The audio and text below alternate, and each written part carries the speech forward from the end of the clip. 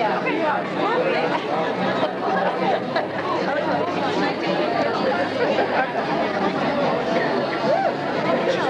look around. It's just doing this. About halfway through. I would like to thank the teachers who are here. I saw some ex-teachers, some elementary school teachers even. I thank you for coming. And I thank all of you for coming. This is our last night. This is Proposals by Neil Simon. I know that you'll enjoy it. Thank you very much. To Mr. Berghans and his family, we do a lot of barbecuing right over there. Never once saw it. He still got some affairs to put in order before he falls out of the sky in some hole in the ground he already picked out and paid for. And this all goes back some 40, 50 years ago, counting the time living folks do. If I got my mother's, I'd be 5'2" and worried why no one's eating. Is Kenny okay? I don't think so. Would you talk to him? And tell him what? That I'm not worth it. That's because you're young. Young takes care of everything. Trust me, Ken. Well, I'm going to go inside. It's getting chilly. Good night. Oh, hey, Ray. You just up visiting? Well, actually, I came back to work at the golf club. I ran a little short of money. Is Josie here? Yeah, she's inside making a call. Did I hear you're not playing golf this year? No, I'm playing. Just not with the ball. Self-shaving for you. And yet you shaved. Can we limit this conversation to my friend Kenny? Certainly. You know your limitations. Conditioning is to open a window. You never noticed the heat when we were there on our honeymoon.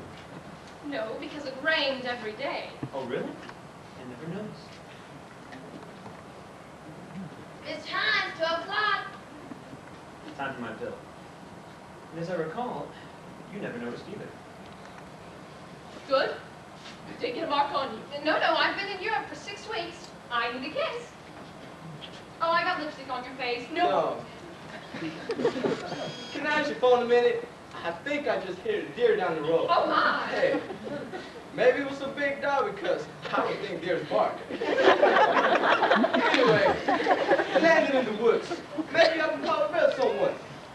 Yes, of course. He shows a rock in my hand and says, "You get one shot. Let's see how through you all spit." Spit? On account of spiffy suits I like to wear. You wore spiffy suits when you were 12. Right. My Uncle Juno died and he left me a suit. Like a Vantage. No, a Vantage is English. What a bet! Anyways, Minnie.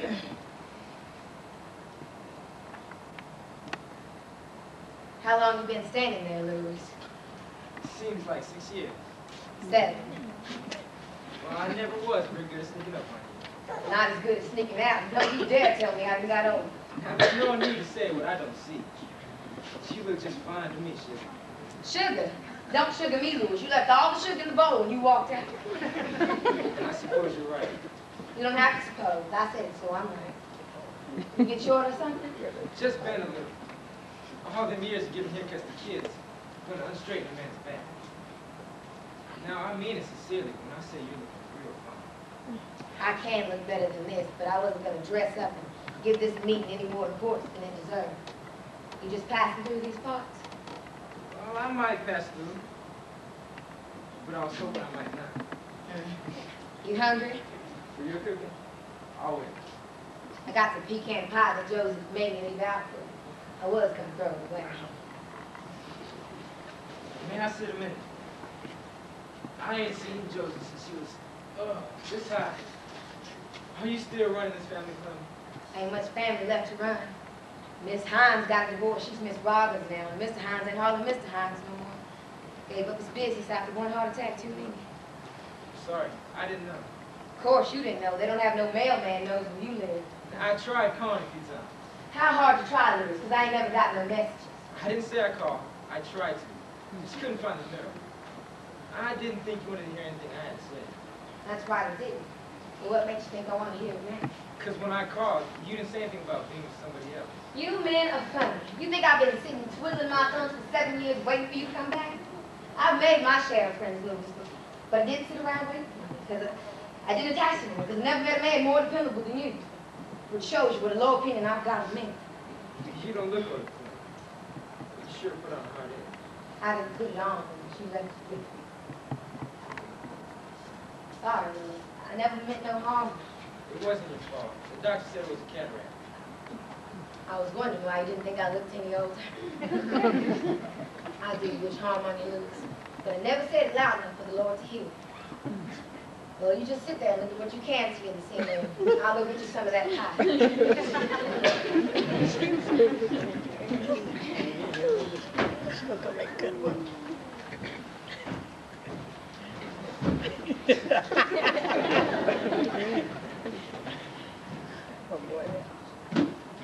Hey, Peter boss.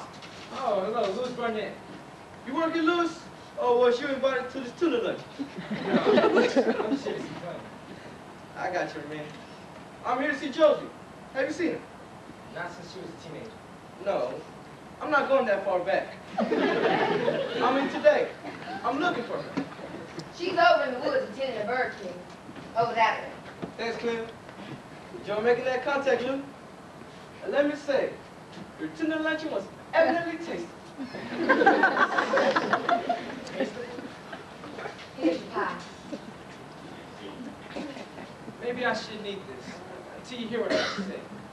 Well, you should have told me that before I brought you your pie. Go on. Well, Clement, I'll be the first one to say I have not lived a righteous life. No, you'd be the second one, because I was the first one to say it. You're going to listen, woman. And listen. Now, I've always been the type of man who had to be on the move. I just could never get the neighbor like that of my sister. You see, I lived with a woman in Chicago. And I never even told her I was with her.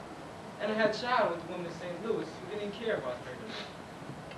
Now, I supported the child until I lost my job. But then I lost the woman when I lost my aunt. Sometimes them losses keep piling up on me. I guess you don't want to hear about Pittsburgh? You know, Louis, I wish I hadn't heard any of that. Because it just proves what a cold and heartless woman I am. Because I have no compassion for your pain, or your losses, or your sightlessness. Now, I was brought up in church not to be a vengeful woman, Louis. But God, if I were you, I'd do everything in my power to protect that other eye. Not do the things I did that was wrong. And I can't get back the years that was lost to you. And I wouldn't blame you for chasing me out of this chair, out of your sight, right now. Darn it, Clement, I can't apologize. You're going to everything I got to say. Apologizing? I don't hear no apologizing. All I hear is what you can't help, can't fix, and can't give back to me. What you coming around here for anyway, Louis? I don't need you and you don't need me. You won't have no trouble finding yourself another woman. Just keep your blind eye closed and they'll think you're winking at me. You are the only woman I want. Since when, Louis? What's so special about me that you have to see every 7 years? You know why did I up and leave in the first place? Well, lately I've been thinking about that. If you just come up lately, then I'm interested. Will you let me talk? You always had that last word, didn't you? A man doesn't like to hear that. I never did. Oh, go on. Say what's on your mind. I knew what it meant to you to be without a child. And when the doctor told you that you could never have one of your own, I thought it was my fault. I thought that time when we had the scuffle on the stairs, that I killed every child you could ever have. But you just looked at the doctor and said, well, I still got my Louis, so God must still love me anyways. I have never felt guilt like that in all of my life. And it was that guilt that drove me away, Clement. Because I had no call getting so much love from such a good woman. That's right, you didn't. But there was something I never told you. I knew I could never have a baby long before I fell down those stairs. Long before I met you, Louis. And I never told you about it after the accident, because I thought your guilt would keep you from ever leaving me. But we was both wrong, wasn't we, Louis? Yeah. But if you kept that from me for so long, why are you telling me now? Because it was time to unload something and I was sitting heavy on my chest. I mean, just because you was a sinner, Louis, didn't mean that I was a saint. But you don't have to be so harsh on yourself, Clement. Yes, I do, because I ain't through accusing you yet. The truth is, it wasn't your guilt that drove you away, Louis. You just had a roving eye for other women. And the Lord fixed that, didn't he?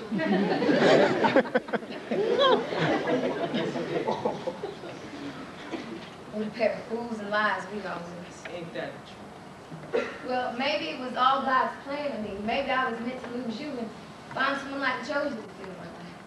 Well, if it was God's plan, then maybe he ain't through with us yet. Meaning what?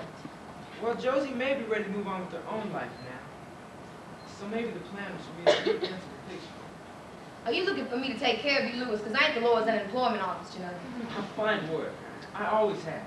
Cutting hair? No. I gave up cutting hair these days. I woke up one morning and the fingers just went dead.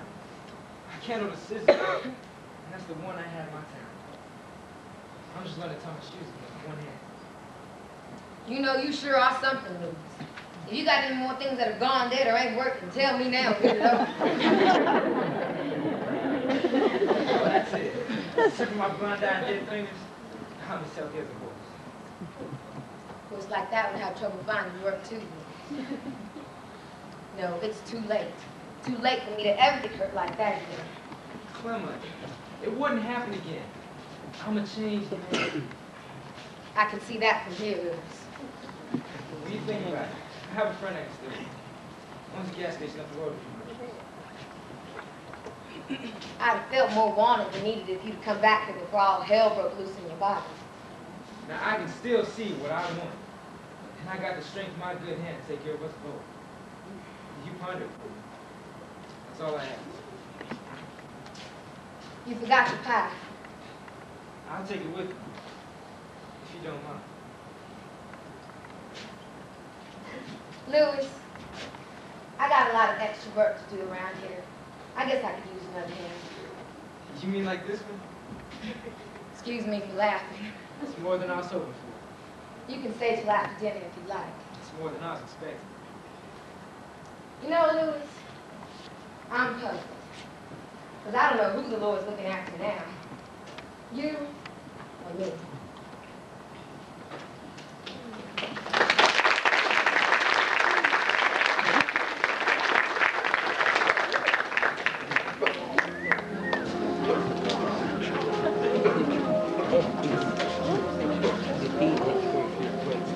This innocent beauty returns from... Whence it came? Whence it came, taken too soon from those who loved him. Loved him? You've never even met him. Knock it off, Kitty. Oh, forgive me. What should we do now? Well, let's toss some dirt and a few twigs in with this little guy. Oh, is that what you usually do, Vinny? Vinny's right. Everybody gets some dirt and twigs. Is this the only shoebox you have? Well, what's wrong with it? Well, it says floor shine shoes on it. Is that... I don't know. I'm just feeling kind of good. I can't remember when the last time I had to do that. Well, you never told me about Pittsburgh, so it must have been then. Now, take a good look at me, Clemma. I may have a handicap or two, but this young man is moving real fast. Yes, you are, because you've been practicing for the past 7 years.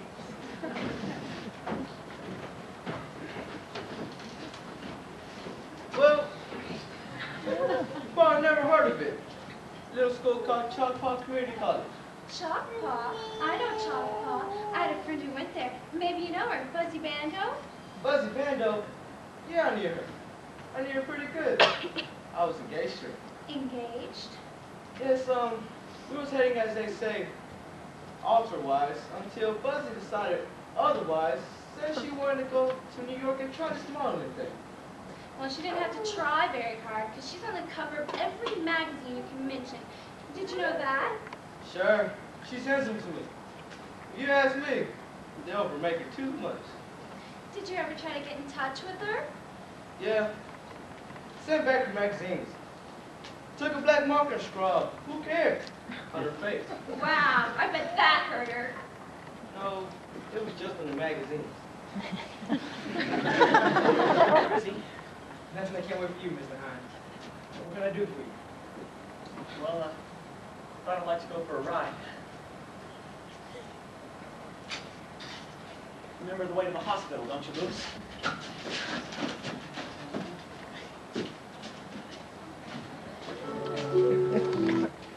out of it and came back to finish the rest of the When summer. that turtle passed me, I knew I was in trouble. We'll be back in the city. Give yourself in no time. You want to rest? Just a second. It was the half-blind helping the three-quarters man. Mrs. Robbins came back that summer for the second time, but she sensed there'd never be another. Well, so, how you and Clement doing? You two gonna work it out? It's really hard to say. She's like an apple on the orange. It looks ready to fall, but keeps holding on. Powerful grip. Don't wait, Louis. Shake the tree. Chop it down if you have to. Don't leave it up to the apple, because there's always someone ready to pick it off. Okay, who wants to play gin rummy? Louis, What'd I do wrong there? me and the family's going back first thing in the morning, so I was just wondering what your plans were. I already told you my plan. I'm going back to New York. Find myself a place to live. Good, because I've been thinking things just ain't gonna work out between me and you. You already told me that. Why are you telling me again?